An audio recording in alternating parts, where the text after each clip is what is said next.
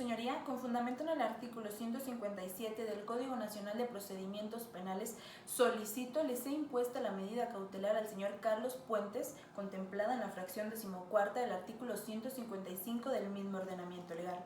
Es decir, la prisión preventiva justificada, ya que la misma resulta ser idónea, proporcional y necesaria. En primer lugar, resulta ser idónea ya que garantiza dos de los fines de las medidas cautelares, esto es, asegura la comparecencia del imputado al procedimiento y además garantiza la seguridad tanto de la víctima como del ofendido. También resulta ser proporcional en atención a la alta necesidad de cautela por el riesgo de fuga que representa el imputado. Por lo que hace a su arraigo domiciliar se desprende del estudio de riesgos procesales que el imputado cuenta con una pluralidad de domicilios, pues desde hace escasos 2 meses reside en el domicilio de su novia Ana Fernanda Herrera y que anteriormente vivía con su esposa Olivia de la Fuente, lo cual denota la facilidad que tiene el imputado para variar su domicilio, además de que esta temporalidad resulta ser insuficiente para determinar que el imputado se encuentre sujeto a esta ciudad. Asimismo, abona al peligro de sustracción que el imputado no cuente con un arraigo en razón de su asiento familiar, pues la directora de servicios previos al juicio concluyó dentro de su estudio que los padres del imputado residen en la ciudad de Tijuana desde hace más de 15 años, a quien Carlos suele visitar por lo menos 5 veces al año y que sus 2 hermanas radican en la República de El Salvador. En adminiculación a lo antes vertido, cabe mencionar que el imputado tampoco tiene un trabajo fijo ni estable, pues del mismo estudio se desprende que tiene una antigüedad de apenas 3 meses como empleado de un taller mecánico,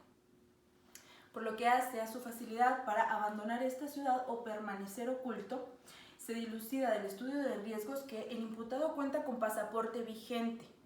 sin olvidar que sus 2 hermanas radican en la República de El Salvador, aunado al hecho de que el imputado fue detenido momentos antes de abordar un autobús para abandonar esta ciudad y que de su declaración se desprende que se dirigía a visitar a una de sus hermanas. Su señoría, resulta lógico pensar que el imputado pueda valerse de todas estas condiciones para abandonar esta ciudad y que al amparo de sus hermanas pueda permanecer fácilmente oculto. Por otro lado, el peligro de sustracción se eleva al contemplar la posible pena a imponer, pues la ley especializada en secuestro en su artículo 10 contempla una pena de 50 a 90 años de prisión, agregando que si el imputado resulta ser culpable, no tendría beneficios de preliberación ni tampoco tendría beneficios sustitutivos de pena privativa de libertad. Asimismo, hay que estudiar el comportamiento del imputado posterior a la comisión del delito, pues, insisto, con base a una orden de detención por caso urgente, Carlos Puentes fue detenido en una estación de autobuses intentando huir de esta ciudad, lo cual denota que no es su intención someterse al presente procedimiento, sino que acredita que hay un riesgo fundado de sustracción. Ahora, por lo que toca al riesgo en el que se encuentra la víctima y el ofendido, del informe ejecutivo se desprende que para la comisión del delito se utilizaron armas de fuego y que además hubo vigilancia hacia la víctima y hacia su esposo durante días.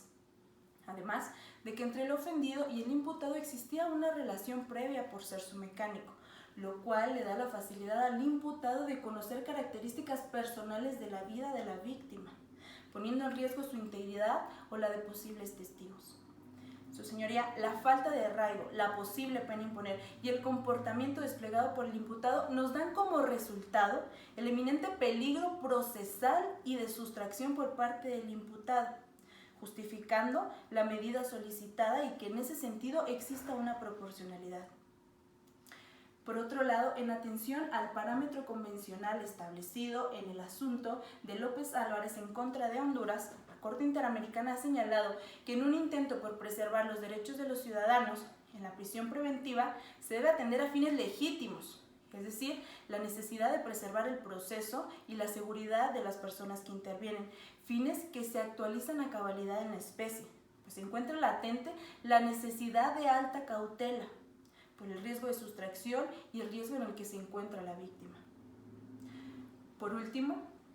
por lo que hace a la necesidad de la medida cautelar, cabe mencionar que no existe otra medida que pueda garantizar los fines perseguidos, pues ante el intento de sustracción por parte del imputado y las escasas condiciones que lo sujetan a esta ciudad, le sería muy fácil evadir el proceso. circunstancia que en un acto de tutela efectiva por su señoría no puede pasar desapercibida, por lo que la privación de la libertad cumple con todas las exigencias para dar cumplimiento al fin previsto en el artículo 19 de nuestra Constitución. Por lo que reitero, solicito le sea impuesta la prisión preventiva justificada en contra de Carlos Puentes. Es cuanto.